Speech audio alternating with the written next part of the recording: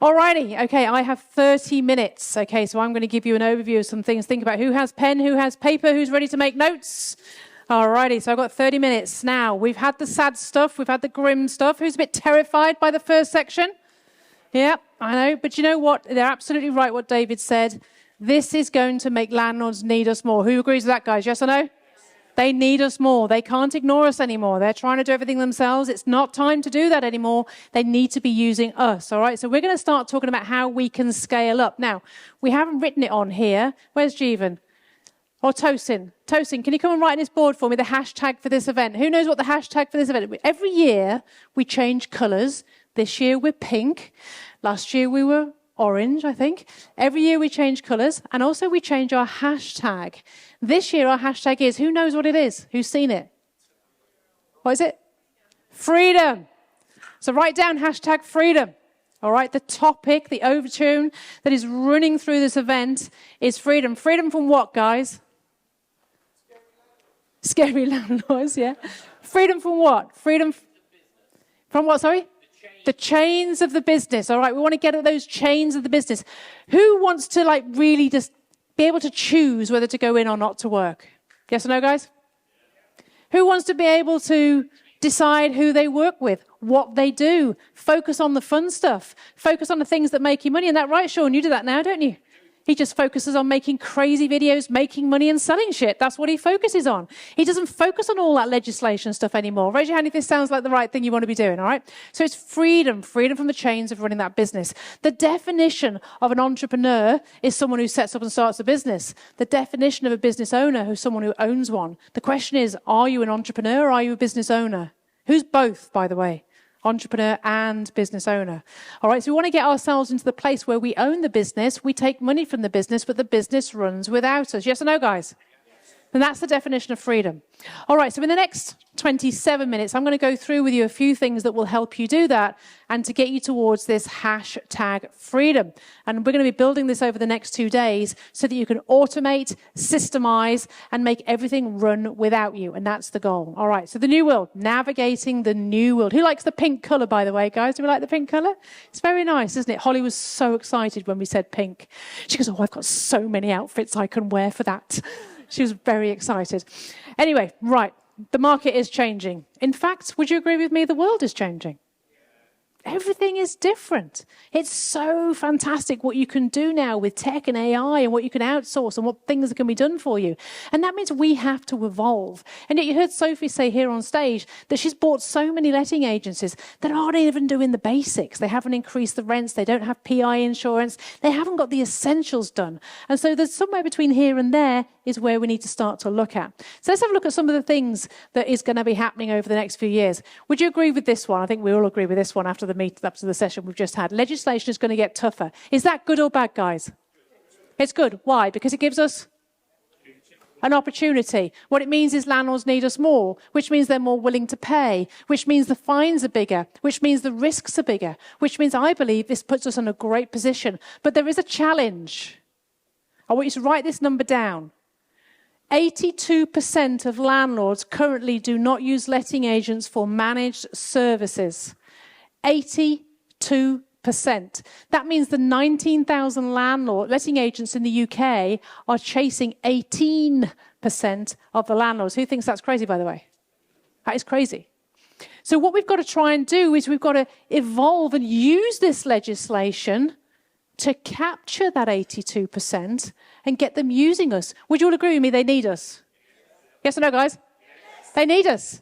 But they don't think they need us. Who's had the landlord that says, yeah, my mum just lives over the road, my mate's a maintenance man, I don't need your management services? Raise your hand if you've had this landlord, by the way, yeah?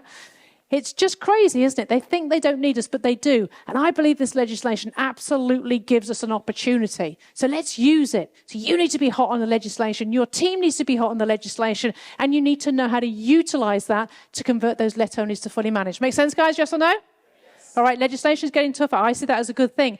AI is changing everything. Anybody been caught by a fake AI ad yet? Raise your hand if you have. I bought some fake Bantana oil from Honduras. Anybody else bought Fantana oil from Honduras? 3 pots arrived. I was so happy with myself because Barbara O'Neill recommended it in her video, the health expert Barbara O'Neill. Anyway, the video was fake. It was her voice dubbed over her image while she turned around to write on the whiteboard. I've been conned by it already. And all of us probably will be at some point because we can't believe what we see anymore. Would you agree with that? You don't even know I'm actually me, really, do you? I could be anybody. The hair's grown, she looks a bit different. You know, is it really Sally? Who knows? AI is changing everything. And so we've got to really start to embrace it. The only way to beat AI is to embrace it. Who's already started playing with ChatGPT and AI and bits and bobs and stuff like that? It's cool, isn't it? There's so much stuff you can do with it. We're going to be talking more about that over the next couple of days, about how you can actually implement in that business and some uses for it. But here's something else to think about. Social media is now more demanding. Who's noticed their social media is not getting the same hits it used to a couple of years ago? Who's noticed this? Yeah, it's fascinating, isn't it? So if you look at it now, social media is not getting the airtime that it used to. I work with a lot of young people. They don't bother with social media. It's our generation. It's Gen X, Gen Z. It's us lot that are playing with social media. But we're actually now trying to spend more time off our phones. Raise your hand if you've had a time where you try and spend time off your phones. We're trying to move away from the phones. So what that means is we've got to make more noise. We've got to make more effort to actually get the same results we were getting 2 or 3 years ago. Does that make sense, guys? We've got to really focus on that social media. Who's also noticed that certain types of social media gets more interaction? Raise your hand if you've noticed this. And I bet what you've noticed is the sort of interaction that works is real, heartfelt, meaningful interaction. Who's noticed this, by the way? Yes or no? When you put a real, heartfelt message out, it gets more interaction than when you go, hey, here at Lawson's, world's best letting agent. It doesn't get the same interaction. Why does the heartfelt stuff get more interaction? Because it is real. Write that down, please. Social media needs to be real. So the days of wig videos and making it all look pretty funky and very professional, they're starting to disappear because we've actually got this bullshit filter on. We're looking for real. We're looking to know the true. We're looking to know what's actually going on. So just bear that in mind. Social media is more demanding. Marketing is getting hugely technical. It doesn't matter what you do now. I can remember when marketing, right back when I started my social media career, it was just I'd sit there with a phone like this or on my laptop, put a video out there, happy days, it was fine. But now it's so much more technical, whether it's playing with HeyGen. Who's played with HeyGen, by the way? Who's played with Photo AI? Who's played with Runway? Who's played with ChatGPT? All right, there's so many things you can do. But the challenge is all these things have expertise. Who's tried to run Facebook ads? Raise your hand if you tried to run Facebook ads. Anybody here got their account banned yet? In the marketing world, it's actually a rite of passage. If you haven't been banned yet, you're not doing enough marketing. Anyway, marketing is getting more technical. And so we need to start thinking about how we can get that done, because what are you experts in? Are you experts in Facebook ads, social media, AI, legislation? Are you experts in all these things? What are you expert at? And is it good use of your time to spend all your time learning all this stuff? Yes or no, guys? It's not, is it? So you've got to pick your poison. We've got to pick what we're really focused on. We've got to start looking at outsourcing. All right? So I want you to write this down, outsourcing. We have to build our team of experts. And we've got to think about how we're going to do that. All right? How do we get a top level of expertise that we can hire in or outsource to? But there's something else you've got to outsource. What's that? Neil said it earlier. Were you listening? The bottom level. All right. So I'm going to go on the flip chart here for a second. If we look at what you do in your business, what you've got to look at is what's up here at the top level. Now, up here, this is all the really technical stuff. All right, so up here, I would put the ads, Facebook ads, for example, stuff like that. I'd put videography. I mean, there's no reason for a letting agent to learn how to do photo videography and editing. Would you agree with that, guys? Probably even client accounting in some cases. I don't know. You've got to pick what you want to put up here. But you've got to choose what it is. Maybe you're going to get a HR person. Maybe you get an outsourced FD. Maybe you're going to get someone who's going to do recruitment for you. I don't know what it is. You've got to figure out what it is. But all this high-level stuff, we've got to start to focus on this expertise stuff that we can get off our desk. Does that make sense, guys? Yes or no? I'll give you an example. We have a videographer, a YouTube expert, not videographer, sorry. We have a YouTube expert that we pay £800 a month to. He is the top YouTube expert in the UK. Do you think he will achieve more in the couple of hours a month he works for me than a 17-year-old that I employ and sit there and go, just do YouTube for me? Who do you think is going to get the best results? The expert. But the expert is cheaper. Does that make sense? So we've got to look at how we can get the expert. Ads expert. You can get an ad expert for anything from £300, £400, £500. And I can tell you from my own experience of doing ads for 10 years and cocking it up monumentally and getting myself Facebook banned, that actually for £300, £400 or £500, you're better off sorting that, sending it out. It is so technical now. Anybody ever heard Steve Warren talk, by the way? He's talking later. Raise your hand if you've heard Steve Warren talk. You glaze over. You're just like going, oh my God, I never want to do this. It's a bit like listening to Des Taylor earlier. Run for the hills. All right, so we've got to think of the things that we want to outsource at the top level. So this is top expertise. Write this down. You've got to figure out what this is. What is it you're spending your time doing that is not your expertise, that is not your knowledge, that you're trying to figure out and learn? Because here's the thing. As letting agents, what we've learned is we just do everything ourselves. Have you noticed this? We just do everything ourselves. I'll do it because it's cheaper. Is it? Because you've got that 17 hours you spent fanning around with Facebook ads. How many properties could you have taken on? How many webinars could you run? How many landlords could you converted? How many acquisitions could you have negotiated? But no, it's comfortable doing this, isn't it? So we've got to get out of that mindset. And then we have your core function here, which should be converting landlords into let only to fully managed, getting new instructions on for sales and lettings, all those sort of different things, your core product. And at the bottom, we have the low-level tasks. Now, this is where letting agency is changing. And what I'm talking about here is admin, phone calls, and basic system stuff. Could you get a VA for £3.50 an hour, or could you get some tech to do that for you? Yes or no, guys? So we've got to look, what bit of tech can do that for us, or what VA can do that for us? We've actually paired all of our tenancy managers up with VAs, and our tenancy managers, I say ours, they're Dawn's really, but they now manage over 200 properties each. And that's because they only do the expertise stuff. The VAs and the tech do everything else. So what does that do? It saves us... No? Saves us? Money. It saves us money. It costs £3.50 an hour for VAs. It costs us, I don't know, 12, 13, I don't know what the hourly rate is for a tenancy manager, but it costs us a lot more for the tenancy manager than it does for these. So we've got to find a way to push this low-level tasks down to the VAs and the tech, so these people become the core product. These become the people that make the difference in your business. Yes or no, guys? You're going to reskill them, you're going to retrain them, you're going to skill them up, and you're going to learn them how to convert things, etc. So great saying, the strength of a leader lies not in how much they can do, but how effectively they can delegate to those that do it better. Does Richard Branson fly the planes for Virgin? Not that I know of. He pays somebody to do that. Does he run his own businesses? No, he pays somebody to do that. In the letting agency world, we try and do everything. We've got to make that change from entrepreneur to CEO, and start taking control of it, where we run it, we own it, but we don't work in it. All right, next, attention is changing. We need to be consistent, we need to be unique, we need to be educating or entertaining, and we need to be specific and congruent. Those are my two favorite words. Anybody who spends too much time around me knows. Specificity and congruency.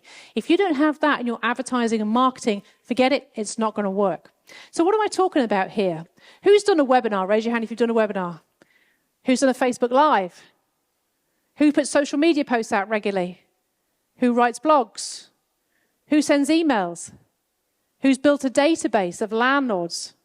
All right, guys, you're all doing something. That's fantastic. But are we doing it consistently? So if you're doing a webinar, don't just do one webinar. You heard Dawn say you have to do one every 12 weeks. If you're sending emails, don't just send out an email. You've got to send 2 or 3 a week. If you can do social media posts, you've got to social media post daily. Does that make sense, guys?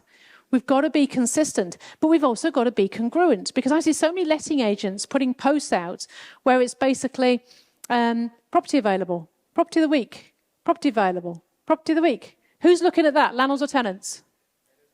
What do you want to be looking at your social media post? So what do you need to be posting? Landlord stuff. What type of landlords do you want? You want landlords that have got portfolios they can transfer to you. So what sort of content should you be putting out? scary posts, educational posts aimed at specific type of landlords. So you want to put out educational posts aimed at let-only landlords to engage them so that you can have open up conversations and convert them into fully managed. Does that make sense, guys? But you've got to be specific, you've got to be congruent, and you've got to be consistent.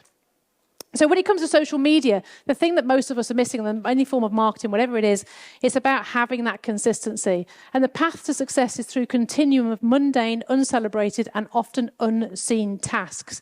But in the end, consistency wins. How many people have you heard say, I did this for 3 years and nothing happened, then all of a sudden, bang? In the marketing world, I know so many people that I've come across that there's this one guy, he started doing these videos on TikTok where he's doing the video and he's basically got a little video screen of someone else's video. He watches the video and then he comments on the video. Raise your hand if you've seen these style of videos, right? He had about 10,000 followers. He started making those videos. He was doing it for 6 months, 7 months, 8 months, 9 months. Something clicked in month 9 and bang, he's now got over 300,000 followers as a result of just that consistency. Sometimes it doesn't work immediately. It takes some time. So anyway, take a photograph of this. This is what it looks like. This is what a social media marketing machine looks like. I haven't got time to go into it deeply, but we will be over the next couple of days digging deeper into it. But you want that specificity.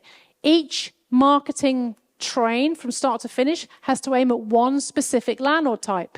If you're aiming at let-only landlords, aim at let-only landlords. If you're aiming at investor landlords, aim at investor landlords. There needs to be a different train, funnel, system for each individual landlord. And you can see here, you've got all this traffic coming in from all these different social media posts, going to one landing page, which we call a funnel, which is then driving to a thank you page and a book a call, which is then driving to a phone call, and then you converting it on the phone. Raise your hand if you could think you could convert somebody on the phone if you get them on the phone.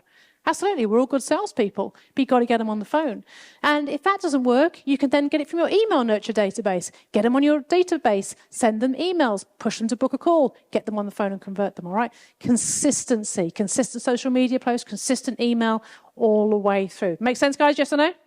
Specificity, congruency, and consistency is the key in building that machine. Let's have a look at our teams. Now, if we're going to move away from having lots of admin people, operations people, customer service people, which is traditionally what letting agents have, to more of a, as David Cox said, a sales machine, then we've got to start to evolve our staff. Now, my Wolverhampton branch has 6 staff, and they are all salespeople. Everything is outsourced, from sales progression to tenancy management, client accounting, making ads, marketing, everything is outsourced. 6 people running a £1 million branch, just basically doing sales. Now, what that means is we haven't gone there from like overnight. We didn't just sack everybody and then hire loads of new salespeople. It took time to evolve to that. And so a few things that what people want now to think about when we're recruiting, because overall, has anybody noticed recruiting has changed? People want different things now, don't they? And here's some of the things that keep coming up. Flexibility. Who's been asked for flexible working? Raise your hand if you've been asked for flexible working. Want to work from home, flexible hours, all that sort of stuff. Higher pay. Salaries have gone up. They're at least $5,000 up now on what they were pre-COVID, if not more in some cases. So we need to be looking at the salaries that we're paying because the salaries have gone up. We need to be rewarding and recognizing for success. All of my tenancy managers are paid for additional fees they generate. If they generate additional revenue, additional services, we have something in our terms and conditions called hourly rates.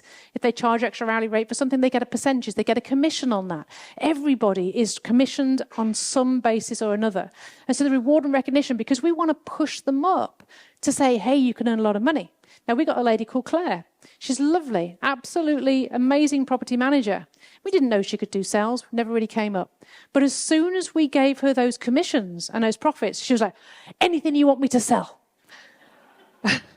She even was nicking, it caused a bit of an issue, but we sorted it out. She was nicking the other tenancy managers' properties to basically sell them stuff. She goes, well, he hasn't done the renewals, so I've done them. And she hasn't done all these like checkout fees. I've done the checkout fees. Do I get the commission? She's like a money-making machine. Tenancy manager. Property manager. I call them tenancy manager. But that reward and recognition might just ignite something in your tenancy managers that you haven't seen before. So think about how you can put that in as well. Freedom. People want more freedom. Didn't you know it's normal in Australia that after you've been working there for about 10 years, you get a 3-month break? How cool is that? It's amazing, isn't it? And ClickFunnels, if you go and work for ClickFunnels over there, you can have unlimited holiday, as long as it doesn't affect the business. Apparently, the average time they take off is 16 days, but hey-ho. But anyway, freedom, they want more freedom. So how are you going to build that in as well? Who's got tenancy managers or staff working from home still? Raise your hand if you have.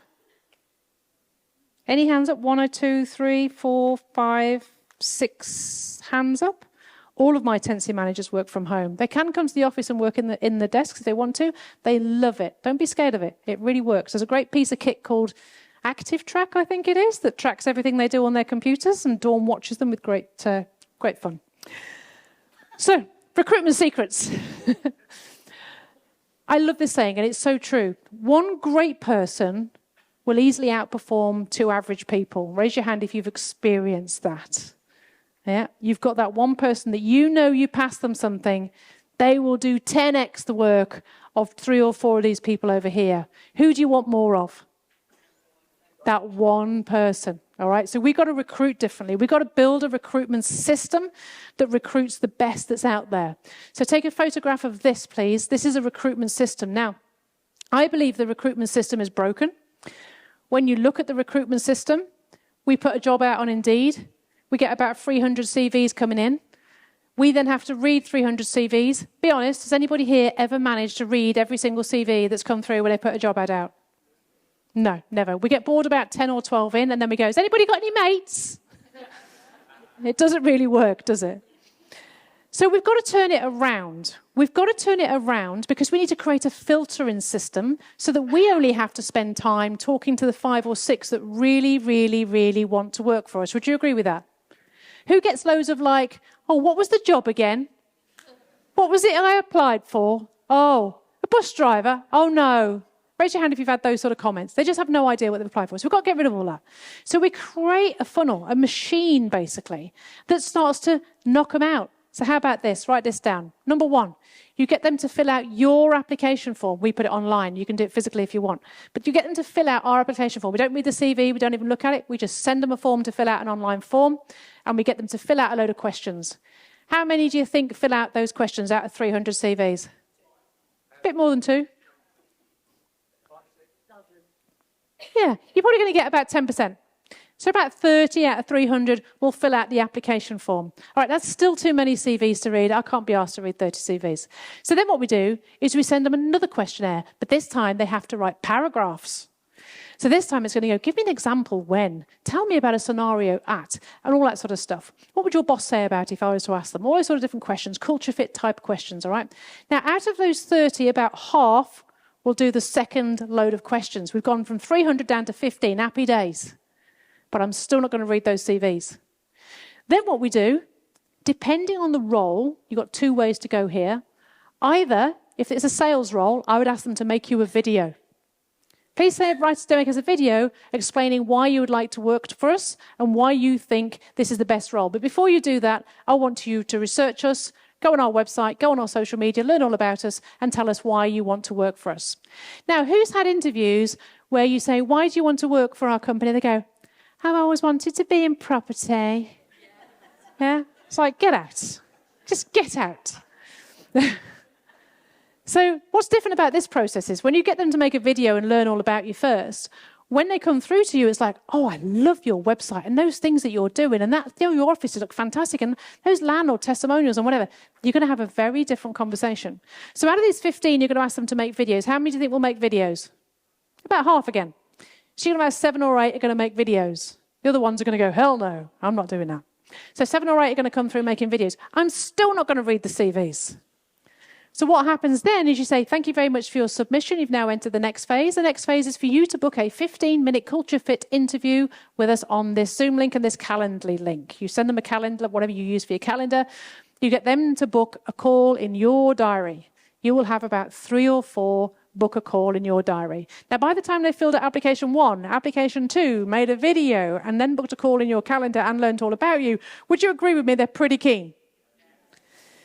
So you will have these 3 or 4 people in your Zoom calendar. You will have 15-minute culture fit interviews. Let me ask you a question. Have you ever interviewed someone in the first second you knew it was a no-go, but you carried on for the hour just to be polite?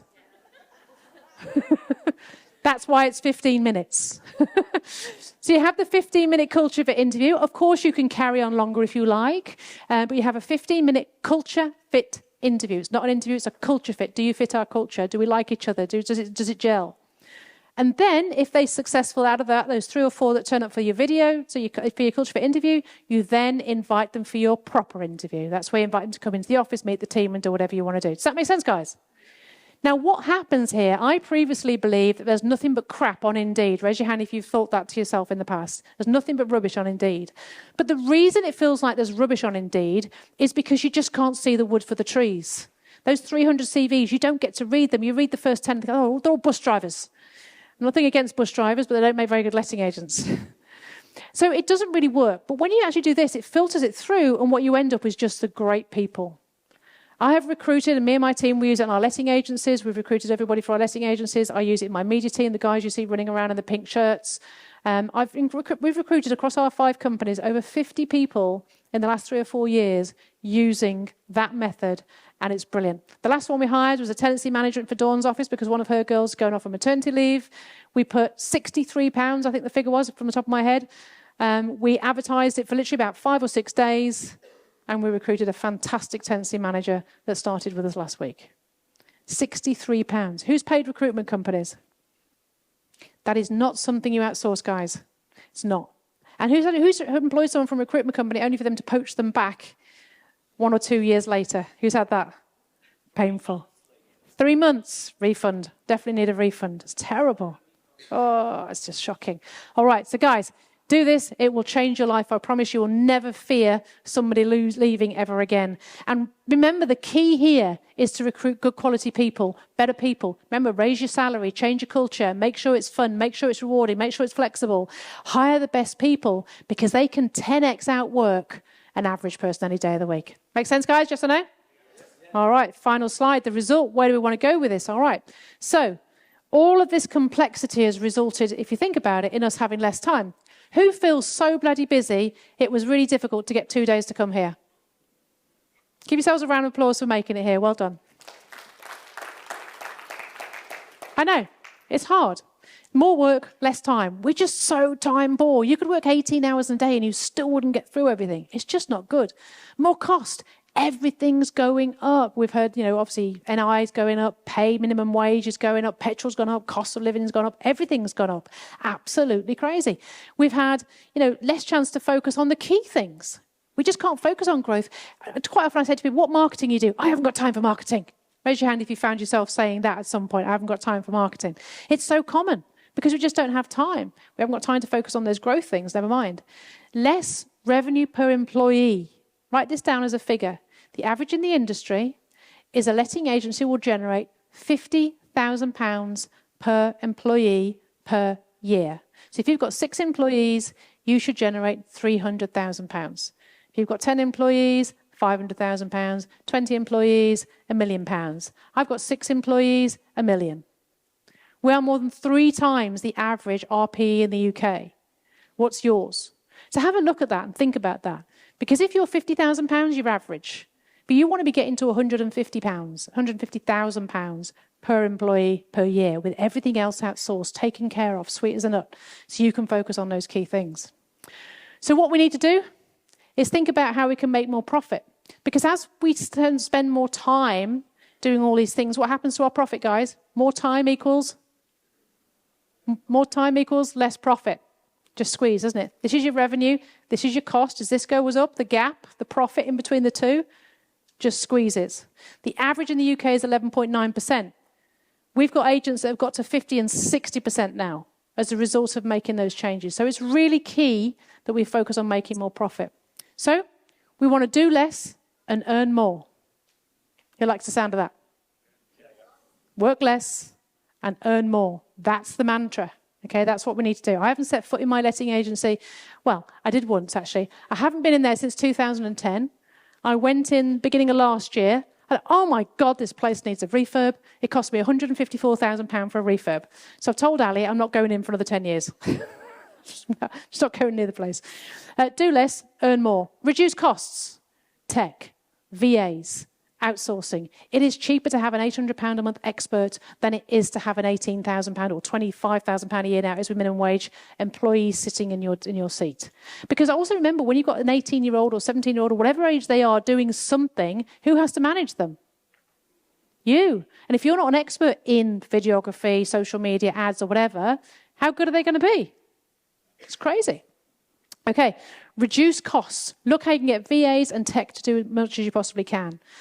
You then focus on the growth. If I asked any of these people at the front 2 rows here that have all added 6 figures or more to their business, would you agree with me? It's focusing on the growth.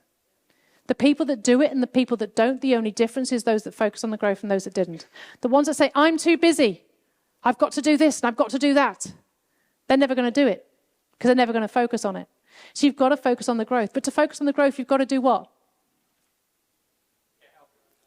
Yeah, you got to let go. You let go of that stuff that you think only you could do. And stop saying, yes, but someone's got to do it. And if I don't do it, it'll never get done. And I pass it to them and they just fuck it up. So I end up having to do it myself anyway. So I might as well just do it. Raise your hand if you've said this to yourself in the past. Don't worry, I've made all the mistakes. I know. But we've got to focus on that growth. We've got to focus on that. I mean, just imagine me now, right?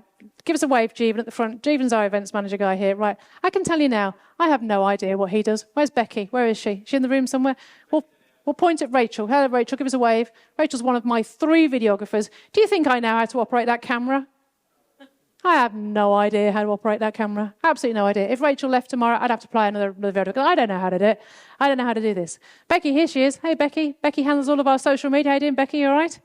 I don't know how she uses that Hootsuite jiggery-pokery thing and schedules everything. She does all that. Steve, you're going to see him later. He does all my ads. I don't know how to do that. Does that? I don't need to know. I need to see the results. So what I see, if Becky's team doesn't bang out enough videos, I'm like, why have we not banging out enough videos? If we've not got photographs, within hours of this event finishing, I'm going to, where's the fucking photographs? I need the photographs. Where's the photographs? She'll go some techie shit waffle bollocks. I go, no, I just need the fucking photographs. I don't care. I'm not interested in Dropbox and links. And I just need the photographs. Where's the photographs? You're right. Jeevan, I need my sound to come out to you, the lights to be on and everything to work. If it doesn't work, there's no fucking lights, Jeevan. Where's the lights? Good plan. You get the picture, yes or no, guys? Yes. All right, so you need to be able to monitor the results in order to be able to focus on the growth. And you need to focus on the things that make more money, which is what we're going to be talking about in the next couple of days. Next session, I'm going to tell you 28 ways to add £100,000 to your business. But you will not do that if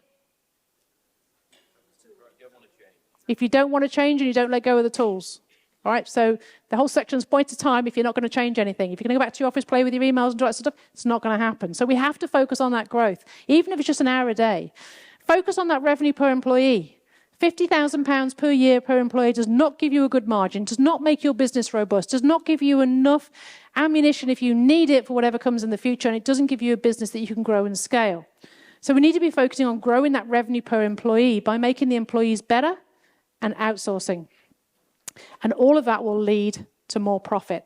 I want to get this industry to 50% profit margin. Do you believe we can do it, guys? Yes. Do you at the back believe we can do it? You sure? Yes or no? That's better. That's better. And remember, more landlords does not always mean more profit. More landlords means more headache, more risk, more potential fines, more liability. So if you can earn twice the money you do now with the same amount of landlords by offering a broad spectrum of services, would that be more better for your business? Yes or no, guys? Yes. Absolutely it would. It's also better for your landlords as well, as we will explain over the next few days. Anyway, has this been useful? Yes or no, guys? Yes. Thank you very much.